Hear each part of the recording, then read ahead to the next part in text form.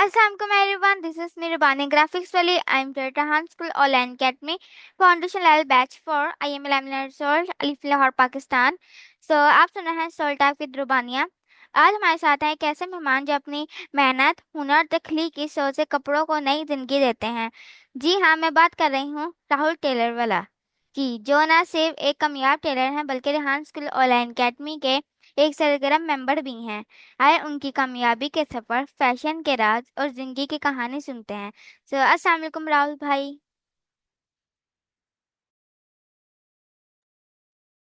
वालेकुम सलाम। कैसे हैं आप? मैं बिल्कुल ठीक। आप कैसी हैं? अल्हम्दुलिल्लाह, मैं बिल्कुल ठीक हूँ। राहुल भाई, आप अपना छोटा सा इंट्रोडक्शन दे देते, आपको नहीं जान तो आपको जान सके। Okay so first of all थे राहुल टेलर्स वाला। और टेलर्स वाला मैंने अपने साथ इसलिए ऐड किया क्योंकि मैं पिछले 14 ईयर से टेलिंग का काम करता हूँ। और मेरा ताल्लुक हैदराबाद से है। और मैंने 14 ईयर्स में डिफरेंट टाइप ऑफ कपड़े स्टिचिंग किए, लाइक पाकिस्तानी ट्रेडिशनल ड्रेस जैसे शलवार कमीज होती है। उसके अलावा पाकिस्तान में अंदर जो मौलवी हजरात जो कली कुर्ते पहनते हैं मदरसों में, उसमें भी मैं एक्सपर्ट हूँ। उसके अलावा 6 ईयर का मुझे मेडिकल स्क्रब का एक्सपीरियंस है। जैसे कि आपने देखा हुआ प्राइवेट हॉस्पिटल में डॉक्टर ड्रेसेस पहनते हैं, like trouser, T shirts and lab coat and gown वगैरह, जो ओपन थिएटर में पहनते हैं। उसमें मेरा एक्सपीरियंस है। और पिछले 6 मंथ से मैं रेहान फाउंडेशन से जुड़ा हूँ। और अभी मैं टीचर्स ट्रेनिंग की 2 मंथ बूट कैंप का पार्टिसिपेंट हूँ, बैच 11 का। Oh that's great. सो मैं मेरा आपसे अगला सवाल है, बचपन में आपका ख्वाब क्या था?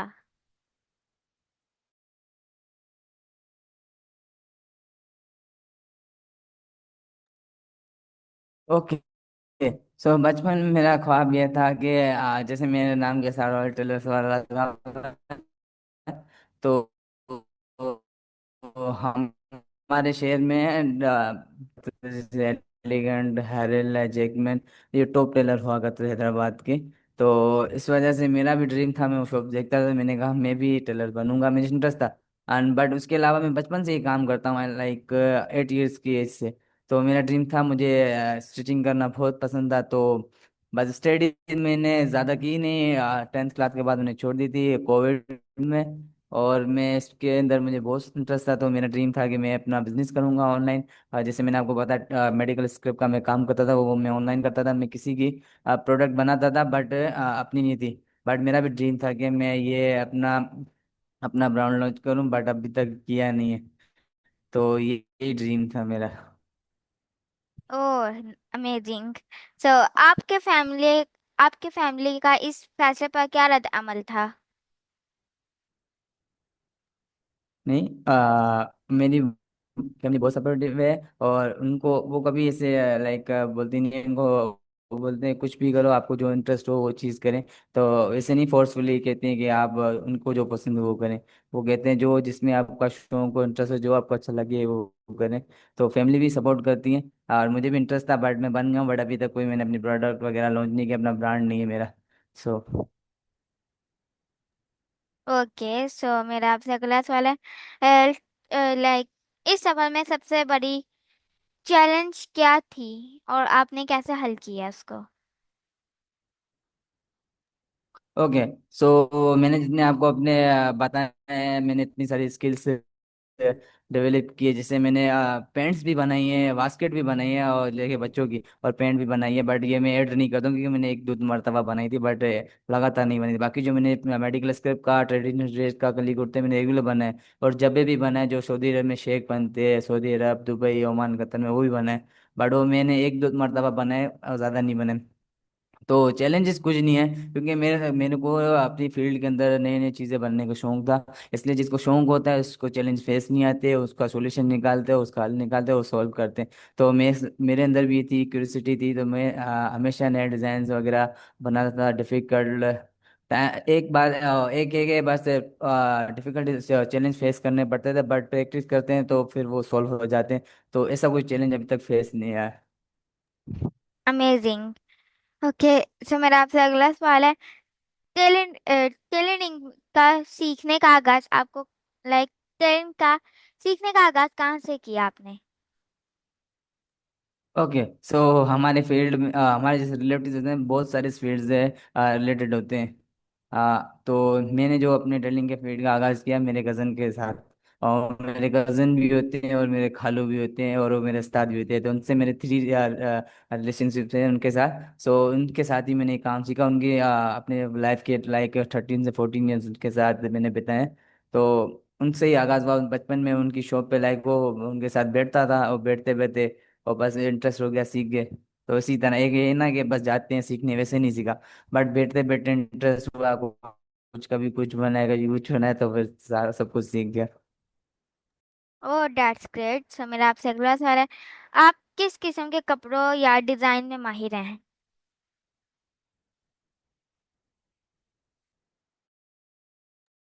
ओके, सो मैं किस कपड़ों में माहिर हूँ, तो मैंने आपको बताया, मैंने पाकिस्तान ट्रेडिशनल ड्रेस है, जो शलवार कमीज, उसमें सबसे ज़्यादा पहले वो सीखी थी, वो अभी तक बनाता हूँ।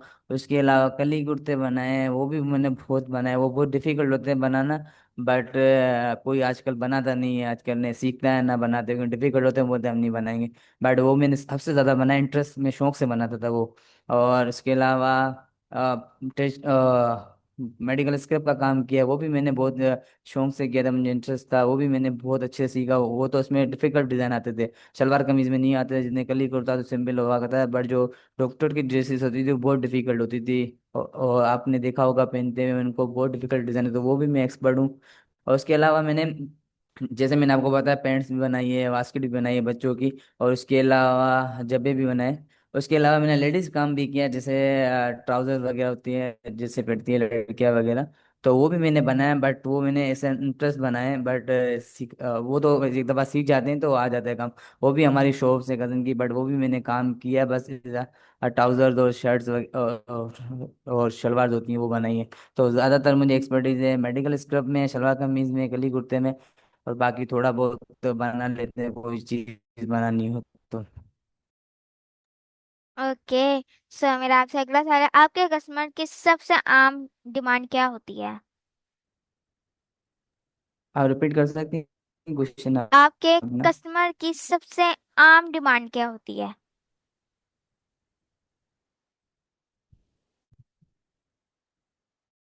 सबसे ज्यादा आम डिमांड होती है, अब हमारे काम में ऐसा होता है कि जब लोकल टेलर होते हैं ना, तो उसके बाद जो कस्टमर जाते हैं वो ज्यादा से ज्यादा अपने पैसे बचाने की करते हैं, कम में बन जाए। और ज्यादातर कस्टमर रहते हैं कम सिलाई में लेके बेकार काम करते हैं। तो जितना आप अच्छा काम कस्टमर को करते हो, उतनी आपकी ब्रांडिंग होगी और ट्रस्ट बिल्ड होगा कस्टमर के साथ। तो ज्यादा इसी से अपना ट्रस्ट बिल्ड करें, कस्टमर को अच्छा काम करके दें, कि बाद का जो दर्जी होते हैं वो कम पैसों में बना लेते हैं, बट उसमें जो मटेरियल यूज होता है और जो टांके बड़े चलाते हैं, और कस्टमर को ऐसे जो सीखने वाला था उनसे बनाते हैं। तो डिमांड ये होती है, अपने जो भी कोई अच्छा कस्टमर बनाए तो उस डिपेंड अच्छे कारीगर को अपना बनाए, और उसको अच्छा, जितना अच्छा बना के देंगे उसका ट्रस्ट बिल्ड होगा। वो आपके साथ, जब आप एक कस्टमर को अच्छा सूट बना के देंगे, वो आपके पास 10 कस्टमर लाएंगे। तो ये डिमांड होती है कि जो भी आपके पास नए कस्टमर आए तो उसको सबसे ज़्यादा अच्छा कारीगर से सूट बनवा के दें, और उसको अपनी ब्रांडिंग करे, ट्रस्ट बिल्ड करे। तो बाद औकात ज़्यादातर टेलर कम पैसों की वजह से बेकार काम करके देते हैं, फिर वो कस्टमर नहीं आती। तो और सबसे ज़्यादा ये भी होता है कि कोई टेलर होते हैं तो वो ये रखते हैं कि बस इसने कम पैसे दे दिए तो उनको ऐसा काम करके देना है, और कुछ ने ज़्यादा पैसे दे दिए तो उसको अच्छा काम करके देना है। बट हमारे यहाँ ये होता था, हमारे उस्ताद ने भी सिखाया, पैसे कम मिले या ज़्यादा मिले या किसी को फ्री में भी बना के दो। और मेरे भाई हैं दौलत टेलर्स वाला, अपने और दौलत एजुकेशन वाला, पहले वो भी टेलर्स वाला थे।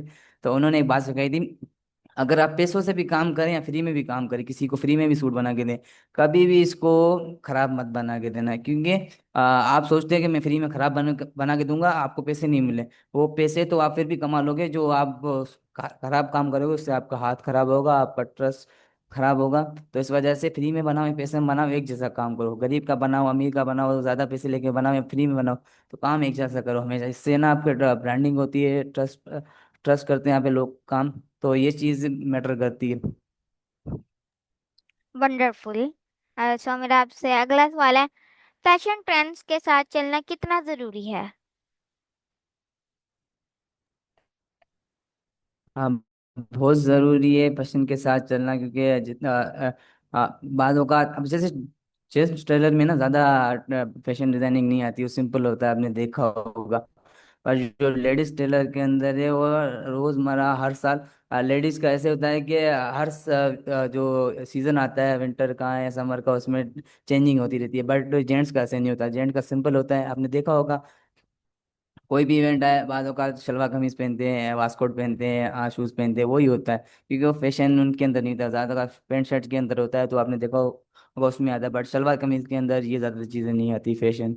तो वो सिंपल ही रहता है, जो हम 50 साल 100 साल पहले पहनते आ रहे हैं वही सेम अभी तक, अगर आपने आप नोट किया होगा वही पहनते हैं। बस बाद औकात कपड़े चेंज हो जाते हैं, जैसे आपने देखा होगा पहले ज्यादातर वॉशिंग में चलता था, आपने अब मार्केट में जाओगे डिफरेंट टाइप ऑफ कपड़े मिलेंगे, क्वालिटीज मिलेंगी। ग्रेस मिलेगी, जीएनजी मिलेगी, गुलेमत मिलेगी, अलकरम मिलेगी, और शेरमिन काटन मिलेगी। और डिफरेंट ये कपड़े अब चेंज हो गए, बट जो डिजाइन होते हैं जेंट्स की वो अभी तक सेम ही है। Okay, that's good. सो मेरा आपसे अगला सवाल है, सोशल मीडिया ने आपके बिजनेस को कैसे फायदा पहुंचाया?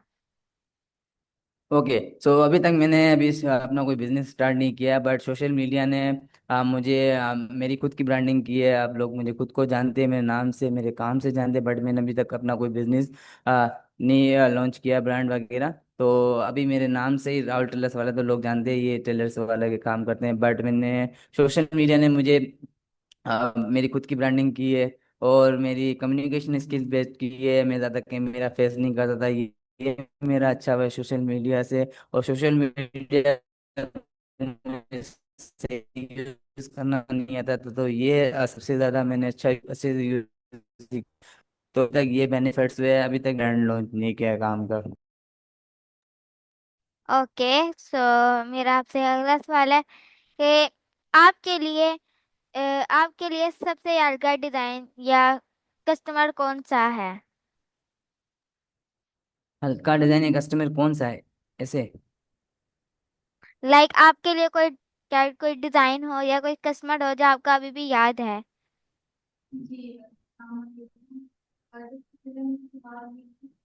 कस्टमर सारे अच्छे ही होते हैं, सब याद रहते हैं। आ, ऐसा कोई डिजाइन कस्टमर नहीं है जो मुझे याद हो कि, सारे ही अच्छे होते हैं कस्टमर, बस डिपेंड करता है आप उनके साथ कैसे हैं।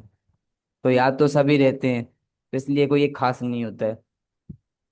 ओके, सो मेरा आपसे अगला सवाल है, एक कामयाब टेलर बनने के लिए सबसे अहम सलाहियत कौन सी है?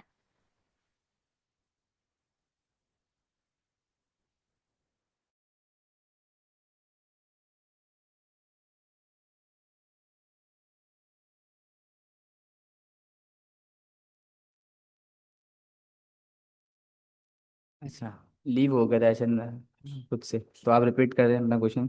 एक कामयाब टेलर बनने के लिए सबसे अहम सलाहियत कौन सी है? ओके, एक कामयाब टेलर बनने के लिए सबसे जो अहम सलाहियत है, मैंने जैसे आपको बताया, अपना ट्रस्ट। अपने काम के अंदर दो नंबरी नहीं करनी चाहिए। जो किसी कम पैसे वाले के लिए बनाए, हर कस्टमर को इक्वल रखें, किसी को बड़ा या छोटा ना माने, सबके लिए एक जैसा काम करें, सबको एक जैसा ट्रीट करें। तो ये सबसे ज्यादा मेरा खुद का बिलीव है। और हमें उस्ताद ने भी सिखाया था, मेरे भाई ने भी सिखाया था, सबसे ज्यादा जो एक कामयाब टेलर की जो ब्रांडिंग है वो ट्रस्ट है। वो सबको इक्वल रखे, कस्टमर को कैसा भी हो कोई भी हो, तो इसको इक्वल रखे, सबसे ज्यादा ये उसकी सक्सेस है। जी, आपने बिल्कुल सही कहा। सर, मेरा आपसे अगला सवाल होगा, क्या आपने अपनी वर्कशॉप या शॉप बढ़ाने का कोई कुछ प्लान रखा है? ओके, सो मैंने अब तक अपने उस्ताद के पास काम किया था, लाइक 13 ईयर्स के बाद मैंने 6 ईयर अपनी शॉप खोली थी, रन की थी वो मैंने काम। उसमें बहुत मैंने अर्निंग की थी, बट उसके बाद मैंने ऑफ कर दिया, क्योंकि दौलत भाई ने मुझे ऑफ करवा दिया। और आपकी तरह मैं रेहान फाउंडेशन का हिस्सा बना हुआ हूँ, तो अभी ये टास्क कर रहा हूँ। आगे जाके मेरा ड्रीम है कि मैं खुद से अपना बिजनेस, जैसे मैंने आपको मेडिकल स्टोर का बताया, मैं आगे जाके ऐसा ना कोई अपना बिजनेस स्टार्ट करूंगा उसके लिए। बट मुझे लाइक सोशल मीडिया मार्केटिंग आनी चाहिए, मेरी कम्युनिकेशन स्किल बेस्ट होनी चाहिए, मैं कस्टमर को अच्छे से डील कर सकूं। क्योंकि हम जब हैदराबाद सिटी में काम करते तो हमारे हैदराबाद के मखसूस लोग हमारे पास कपड़े सिलाते। जब हम ग्लोबली काम करते तो हमें सारे इंटरनेशनल लोग पाकिस्तान से बाहर से काम आते, तो उनसे ज़्यादा से ज़्यादा मैटर करती कम्युनिकेशन। तो मेरी वीक है, तो और सोशल मीडिया मार्केटिंग तो ये सारी मैटर करती है। अभी मुझे इसके बारे में नॉलेज नहीं, तो बट मेरा फर्स्ट जो मेरा गोल होगा तो मेरी communication skill based and social media का सही यूजेज और मार्केटिंग, और उसके बाद में अपना कोई ना कोई अपने जो नाम के साथ मैंने लगाया टेलर्स वाला, तो कोई ना कोई अपना ब्रांड जरूर लॉन्च करूंगा। ओके, सो मेरा आपसे नेक्स्ट क्वेश्चन है, नए आने वाले टेलर्स के लिए आपका मशवरा क्या है?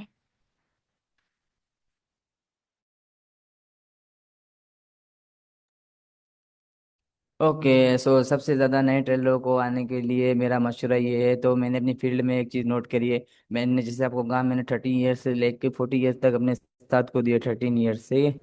तो उसके बाद मैं कभी भी कभी नहीं भागा। मुझे डांट पड़े, आवाज़ का पहले उस्ताद है, आपको बताऊं कि मारते भी थे।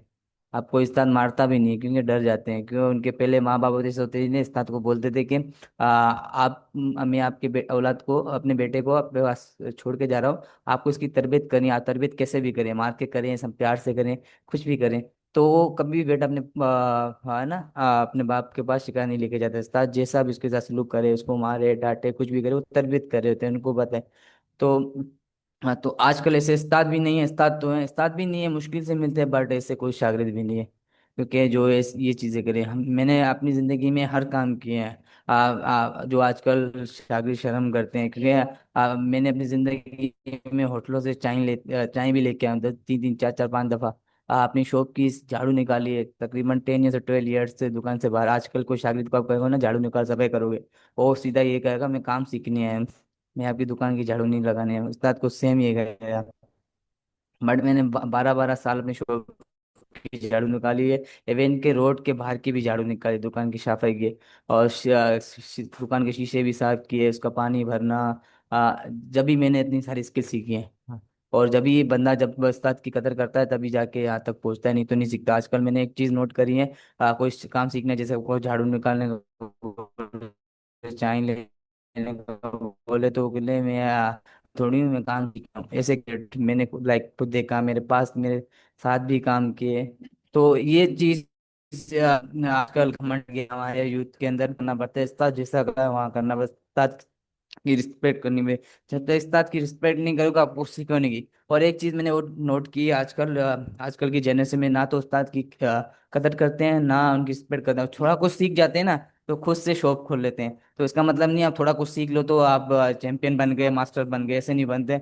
अब मैंने 13 ईयर्स दिए, फिर भी मुझे लगता है मैं अभी कंप्लीटली एक लाइक टेलर नहीं हूँ। तो यही मैसेज जाना, जितना आपको एक्सपर्ट बनना है, उस्ताद के साथ रहें, उस्ताद की कदर करें, उस्ताद से सीखें। और जब भी आप कामयाब बनोगे, और जब भी आप सक्सेसफुल दर्जी बनोगे, और कुछ भी किसी भी फील्ड में हो, आप किसी के पास सीखने जाते हो उसकी एक कहते हैं, हमारे में कहते हैं, जब हम इबादत करते हैं तो खुदा के सामने सरेंडर करना पड़ता है, खुदा की रजा में वो काम करने पड़ते हैं। तो इस वजह से जैसे आप कोई फील्ड में काम स्किल सीखना चाहो, तो उसमें ये सेम प्रोसेस है। तो आप उस्ताद की कदर के, उस्ताद जैसा सिखाया वैसे सीखें, और जब भी आप एक सक्सेसफुल हो गए। नहीं तो आजकल तो मैंने देखा है कि एक साल भी सीखते हैं, कुछ सीख के तो वो खुद कारीगर बन जाते हैं और भाग जाते हैं कमाने के पीछे। तो मैंने 8 साल से 9 साल है ना फ्री में काम किया, कभी पैसे नहीं लिए। उसके बाद मुझे पैसे मिलना शुरू हुए जो मैं काम करता था। 9 साल से मैंने ना फ्री में काम किया है अपने उस्ताद के पास, सीजन के सीजन कमाए, फ्री में उस्ताद को कमा के दिए। कभी उनसे नहीं बोला कि मैंने इतने काम किया पैसे दो, या मैं भाग गया किसी के पास। मुझे बड़ी ऑफर्स आती कि मेरे पास आओ काम करो हम पैसे देंगे, बट मैंने कभी नहीं किया। मुझे पता था मैं आगे जाके बहुत कुछ सीखूंगा। अभी तो मैं सीख रहा हूँ, मुझे आगे जाके मैं इसी से पैसे, ज़्यादा पैसे कमाऊंगा। तो आजकल ये चीज़ मैंने नोट करी, तो सबसे ज़्यादा फोकस करें अच्छा बनने में किसी भी फील्ड में, फिर वो स्किल आपको पैसा कमा के देगी। आप पैसे के पीछे भागोगे तो फिर आप सक्सेसफुल नहीं होगे। तो यही मेरा छोटा सा ये है, टेलर्स को भी या किसी और फील्ड को भी, तो ये इस चीज़ को फॉलो करें। Okay, that's good. सो मेरा आपसे अगला सवाल है, आप रेहान स्कूल में कब और कैसे शामिल हुए? अच्छा, ये क्वेश्चन में तो कुछ पूछते हैं तो मुझे लाइक हंसी आती है। तो आपको भी पता होगा, आप जानती होंगी रियान स्कूल की ऑनलाइन एकेडमी के प्रिंसिपल दौलत एजुकेशन वाला, वो मेरे बड़े भाई हैं। उसके बाद आपकी जिसने एडमिशन की होगी, आप जानती होंगी, जय एजुकेशन वाला, वो भी मेरे भाई हैं। उसके बाद आपको पता होगा रेहान स्कूल ऑनलाइन एकेडमी की जो वाइस प्रिंसिपल है कैसर एजुकेशन वाले, वो भी मेरी सिस्टर है। मेरे भाई दौलत पिछले 5 ईयर से सर रेहान को 5 ईयर से 6 ईयर आई थिंक उनको हो गए, वो फॉलो कर रहे हैं उनको।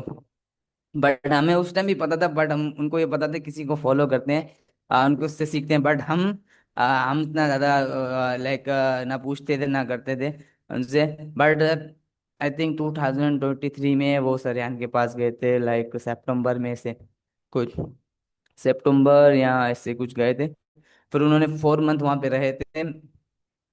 तो वहाँ पे उन्होंने स्कूल के अंदर अकेले रहते थे, वो पूरी इतनी बड़ी स्कूल जो फर्स्ट कोरंगी कैंपस है वहाँ रहते थे।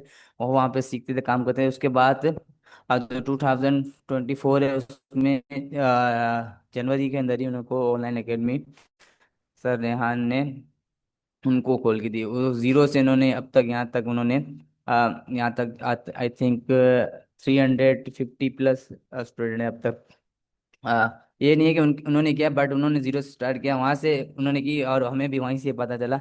और वो आपको पता है हमारे भाई हैं, तो उन्होंने हमें कहते थे बट हम नहीं ज्वाइन करते थे, कोई हमारा हमारी फील्ड से डिफरेंट था। बट वहीं से ज्वाइन किया, बट अब खुद से करते हैं। मुझे ऑलमोस्ट 6 मंथ हो गए ज्वाइन किए हुए स्कूल। और दैट्स ग्रेट। सो मेरा आपसे अगला सवाल होगा, आपने रेहान स्कूल में सबसे अहम क्या सीखा? हाँ ओके, जो टास्क होते हैं ना मोस्टली इजी हो जाते हैं, सीख जाते हैं प्रैक्टिस करके। मेरी जो सबसे ज़्यादा अभी जो बेस्ट हुई है मेरी, मैं इसके मेरा फेस नहीं करता ना किसी से ज़्यादा कम्युनिकेट करता था। तो ये चीज़ मेरी बेस्ट हुई है। मैं अभी कम्युनिकेशन भी अच्छी कर लेता हूँ, किसी के साथ इंटरव्यूज भी करता हूँ। आई थिंक मेरे अब तक 70+ इंटरव्यूज हो चुके हैं, गिवन और टेकन बोथ। तो तो मेरी सबसे ज़्यादा जो मेरी हेजिटेट होता था बोलने में किसी से ना, बिना ज़्यादातर दुआ सलाम भी नहीं करता। तो ये चीज़ मेरे साथ बेस्ट हुई मेरे अंदर। तो ये चीज़ मेरे अंदर कमी थी, तो सबसे ज़्यादा ध्यान स्कूल के अंदर ही मेरे से बेस्ट हुई है। और दैट्स ग्रेट। सो मेरा आपसे अगला सवाल है, क्या रेहान स्कूल के जरिए आपको नए दोस्त मिले?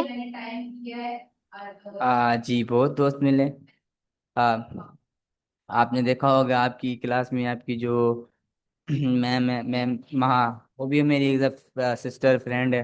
उसके बाद मैम मरियम है, वो भी मेरी सिस्टर है। उसके बाद बहुत है, मैम गुलसाना जैसे हैं, फिर वो हमसे सीनियर है बट एज अ फ्रेंड ही ट्रीट करती है हमें। और सर रहमत भाई हैं। उसके अलावा बहुत जिन्हें हैं हमें लाइक फ्रेंड की तरह ट्रीट करते हैं। एक नहीं है, मैं नाम लूंगा तो बहुत जिन्हें हो जाएंगे, बट बहुत न्यू फ्रेंड्स हैं इनसे मैं सीखता भी हूँ। और फबा है मोस्टली, एक तो फबा है, आपने देखा होगा क्लास में आती नहीं है, बट उनसे भी मैं उनकी ज़्यादातर इंटरव्यूज देखता हूँ। और वो जब भी मैं उनसे कुछ सीखने को कहता हूँ वो मुझे हेल्प करते हैं। तो वो हैं गनी भाई हैं, सबसे मैं कुछ ना कुछ सीखता हूँ। अब्दुल रहमान है, ये मेरे फ्रेंड्स ही हैं सारे। तो ये जितने मैंने आपको नाम लिए, और भी बहुत हैं, तो ये सारे मेरे फ्रेंड हैं। जैसे आप आपके साथ आज इंटरव्यू किया, आप भी फ्रेंड बन गए हैं। तो जो जिसके साथ इंटरव्यू करते हैं वो फ्रेंड ही बन जाता है। Okay that's great. सो मेरा आपसे अगला सवाल है, नए तालबा को रेहान स्कूल ऑनलाइन के बारे में आप क्या मशवरा देंगे? ओके, सो मैंने एक चीज़ रियान स्कूल में ऑब्जर्व की है। मेरा खुद का एक्सपीरियंस है। जैसे मैं अभी आपके साथ इंटरव्यू कर रहा हूँ, कम्युनिकेशन मेरी स्किल बेस्ट होगी, मेरी पहले नहीं थी। मैं हेजिटेट होता था, मैं क्लास भी छोड़ के भाग जाता था बीच में। तो ये चीज़ मेरे अंदर थी। और एक ये रियान स्कूल जो है स्किल बेस्ड एजुकेशन है, जो प्रैक्टिकली कराती है। और जो हमारी ट्रेडिशनल स्टडी है वो थ्योरी है। वो थ्योरी रट लो और एग्जाम दे दो, पास हो जाओ नंबर्स पे। तो ये चीज़ मैंने रिहान स्कूल में ऑब्जर्व किया। आज तक मैं जो को सीखा रिहान फाउंडेशन से, इस बेस पे रिहान स्कूल ज्वाइन करने चाहिए। यहाँ पे स्किल बेस्ड स्टडी है जिसकी आगे जाके वैल्यू है। तो इसीलिए रिहान स्कूल ज्वाइन करनी चाहिए। Okay that's great. सो मेरा आपसे अगला सवाल होगा कि आपकी हॉबीज क्या हैं? ओके, सो मेरी हॉबीज़ है घूमना, और मेरी हॉबीज़ है म्यूज़िक सुनना। और जो तीनों चारों हॉबी जो भी होगी या डिफरेंट होगी, मुझे स्टडी ज़्यादा पढ़ना अच्छी नहीं लगती। और अभी टास्क करता हूँ तो मजबूरन करनी पड़ती है, बट ज़्यादातर म्यूज़िक सुनना, घूमना, और ये स्क्रॉलिंग करना सोशल मीडिया। बाकी मैं अपने टास्क वगैरह इंटरव्यू जो कहते हैं टास्क करना, वो ऑब्वियसली करता हूँ। Okay that's great. So tailoring के अलावा आप फारिग वक्त में क्या करना पसंद करते हैं? अच्छा, पहले ट्रेनिंग के अलावा मैं फारिग वक्त में ये करता था कि लाइक ड्यूरिंग ट्रेनिंग के मैं तो म्यूजिक सुनता रहता था, मेरे कान में एयरपॉड होती थी। बट आफ्टर फ्री टाइम में मैं ज़्यादातर, मेरे पास बाइक होती थी, मैं राउंड पे निकल जाता था कहीं भी। और अब जब अब तो मैंने काम छोड़ दिया, तो अब मैं ज़्यादातर आप किसी से, किसी ने मुझे इंटरव्यू कह दिया, आपके साथ इंटरव्यू करना, मैं खुद किसी के साथ, मुझे खुद को इंटरव्यू करना था, जैसे आपका टास्क है मेरा भी टास्क होता है। उसके अलावा मेरे कुछ दूसरे भी टास्क होते हैं, क्लासेस होती हैं, उसके बाद फ्री टाइम होता था, जैसे मैंने आपका म्यूजिक सुन लिया और मोबाइल स्क्रॉल कर लिया। तो ये अभी ये हॉबीज है। और दैट्स ग्रेट। सो मेरा आपसे अगला सवाल है, कोई मजा या दिलचस्प वाकया जो आपको अभी तक याद है? अच्छा, दिलचस्प क्या अब तक याद है? दिलचस्प है तो रात वाला याद है। रात को हम कॉन्सर्ट में गए थे, आपने देखा होगा, रियान हैदराबाद में रानी बाग में जो रात को कॉन्सर्ट था म्यूजिक का, मार्का जश्न, उसमें हम गए थे, तो वहाँ पे बहुत मज़ा किया। तो वैसे बहुत होते हैं, बट ये था कि रात को बहुत धक्का बक्की दी थी। हमारे यहाँ ऐसे इवेंट होते नहीं है, तो रात को बहुत मज़ा था। लोग एक दूसरे को लड़के थके वक्के दे थे और एक दूसरे के ऊपर गिरना, ये तो रात को बहुत मज़ा आया था। तो ये रात से सबसे अच्छा मोमेंट रहा था। कोई हमें धक्का दे, कोई हम उसको धक्के दे, कोई हमारे ऊपर पाँव के ऊपर पाँव रख के बैठ जाए।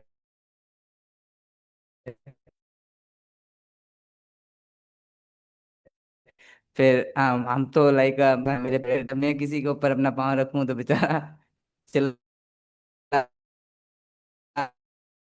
रहा था कि अभी पाँव हटा। रात को बैंड कैफे खिलाते हैं। और उसके अलावा ये थे। बट ये सबसे ज्यादा अच्छा मोमेंट था मेरे लिए, ये मैंने उनको करीब से जाके देखा रात को। तो उनको मैंने करीब से जाके देखा, तो ये बेस्ट मोमेंट था रात। ओके, आपका फेवरेट कलर कौन सा है? हाँ, फेवरेट कलर है मेरा ब्लैक, जो कि ज्यादातर हमारे कम्युनिटी को पसंद नहीं होता, बट हम पहनते हैं।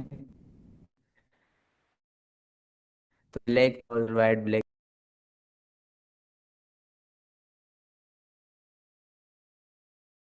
ओके, सो मेरा आपसे अगला सवाल है, आपका आपकी फेवरेट कंट्रीज कौन सी हैं? अच्छा, मेरी फेवरेट कंट्रीज हैं लाइक, फर्स्ट तो इंडिया है, हमारा जो हमसाया कंट्री है इंडिया। हाँ, तो मेरा फर्स्ट फेवरेट कंट्री इंडिया है। उसके बाद फेवरेट कंट्री है जापान। और उसके बाद नेक्स्ट जो कंट्री होगी तो अमेरिका होगी। तो ये 3 country favourite. Oh that's great. तो आपका फेवरेट फूड कौन सा है?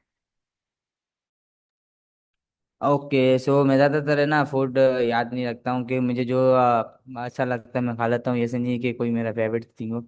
और ज़्यादातर अगर फेवरेट की बात की जाए तो मैं वेजिटेरियन भी हूँ, ज़्यादातर वेजिटेरियन खाते हैं हम। तो वेजिटेरियन में सबसे ज़्यादा आलू पालक और कद्दू की सब्ज़ी पसंद है। उसके अलावा मैं बाहर कम, कभी कभी कभार चिकन कढ़ाई खाता हूँ हमारे यहाँ। हाँ, तो हमारे यहाँ की पसंद है, कोई और सिटी की पसंद नहीं है, क्योंकि मैं कराची में भी गया हूँ, खानेवाल भी गया हूँ, लाहौर भी गया हूँ, इस्लामाबाद भी गया हूँ, मरी भी गया हूँ, और बहुत और सिटी भी घूमे, सांगड़, नवाबशाह, हाला। बट वहाँ की मुझे कहीं की भी कढ़ाई अच्छी नहीं लगती, ठंडोला। ओके सर, मैं अपने पॉडकास्ट में गेम भी खेलती हूँ जो मैं आपके साथ भी खेलूंगी। सो उसका गेम का नाम है rapid fire. So two option होगा, आप उसके अंदर से वन ऑप्शन चूज करें, कमीज या शर्ट। कमीज या शर्ट? मीन्स के शर्ट शलवार कमीज या पैंट शर्ट? तो मेरा मोस्ट फेवरेट है ना, मेरे जो मुझे ज़्यादातर पसंद है पहना, वो तो शलवार कमीज, तो मैं शलवार कमीज चूज करूँगा। टी या कॉफी?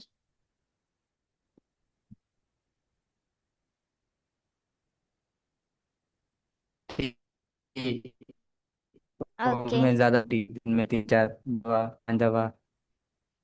ओके राहुल भाई, आपका बहुत बहुत शुक्रिया कि आपने आज सोल्टा विद रुबानिया में वक्त निकाला और अपनी कहानी हमारे साथ शेयर की। आपकी मेहनत और कम्युनिटी और रेहान स्कूल के साथ वह संगी वाकई काबिल तारीफ है। हम दुआ करते हैं कि आपका ब्रांड मजीद तरक्की करे और आप आने वाले वक्त में भी और लोगों को अपने हुनर से मुतासिर करें। सुनने वालों का भी शुक्रिया कि आप हमारे साथ रहे। इंशाल्लाह अगले पॉडकास्ट में मुलाकात होगी। अल्लाह हाफिज and thank you for joining. Okay, thank you so much, अल्लाह हाफिज।